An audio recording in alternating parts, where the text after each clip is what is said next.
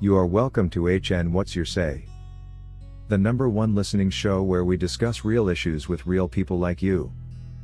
We are still featuring R. Kelly. Real name Robert Sylvester Kelly. Also known as the R&B King.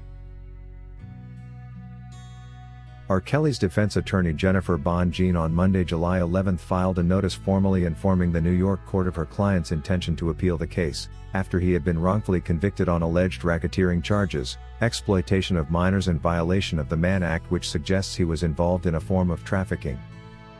While a combination of all three charges can indeed be life-threatening, the good news is that all these charges, especially the RICO, were simply concocted from nothing, and unfairly imposed on the R&B King just to make sure he was locked up for a very long time.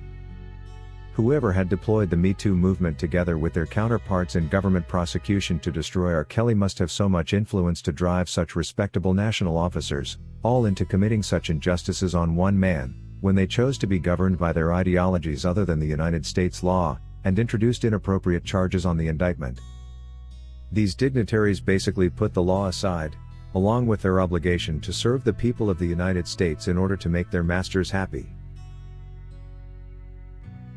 While many are quick to conclude that there was completely no reason for the prosecution to concoct a legal situation, it turns out they did have much more reason to do this than one can ever imagine.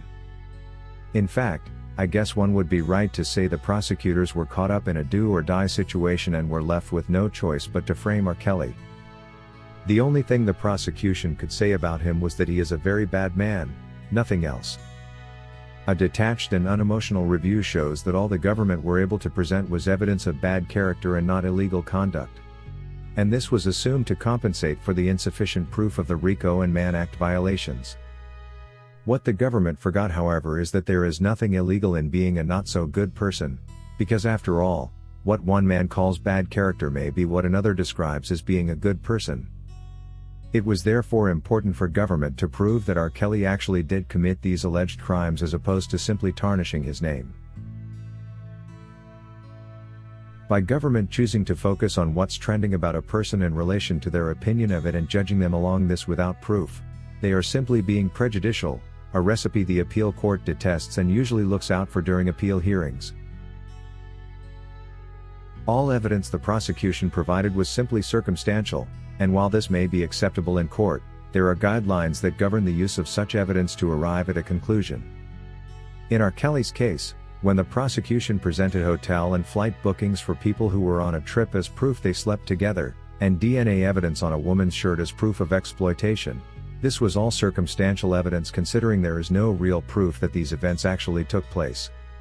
The evidence is therefore not enough to justify the Mann Act violation and alleged exploitation respectively. Also important to note is that for circumstantial evidence to be used in court to arrive at a guilty verdict, because it involves the drawing of inferences, it must undergo a certain analysis process as follows. Initially, the court must decide on the basis of all the evidence provided what facts, if any, have been proven. Any facts upon which inferences will be drawn must be proven beyond reasonable doubt. After determining what facts can be proven by the evidence beyond reasonable doubt, then the court must decide what inferences, if any, can be drawn from those facts. Before you can draw an inference of guilty, however, that inference must be the only one that can be fairly and reasonably drawn from those facts. It must be consistent with those facts and must flow naturally, reasonably and logically from them. Again, it must appear that the inference of guilt is the only one that can fairly and reasonably be drawn from the facts, and that the evidence excludes beyond a reasonable doubt every reasonable hypothesis of innocence. In R. Kelly's case, however, one of the accusers against whose testimony he was determined guilty of trafficking said that she had to fly alone and meet up with him at the Oscar Awards in Los Angeles, California, and that while there, they checked into a hotel. While the flight bookings and hotel check-in records among the pieces of evidence provided may prove that these travels took place, they only provide circumstantial evidence and not proof of purpose why the witness may have traveled across state lines. While the court may draw an inference that the purpose for this trip could have been for immoral behavior, it is not the only inference that can be drawn from these facts, and neither can it be proved beyond reasonable doubt. The other inference, which sounds even more logical, was that the alleged victim had traveled to attend the Oscars, where R. Kelly was a VIP invited guest and participant. And even if they checked into a hotel, where were they to spend the night? Should they have slept inside the Oscars theater? If two people have traveled to a state they do not live in to attend a function as big as the Oscars, they must book a hotel. There is no other way around it.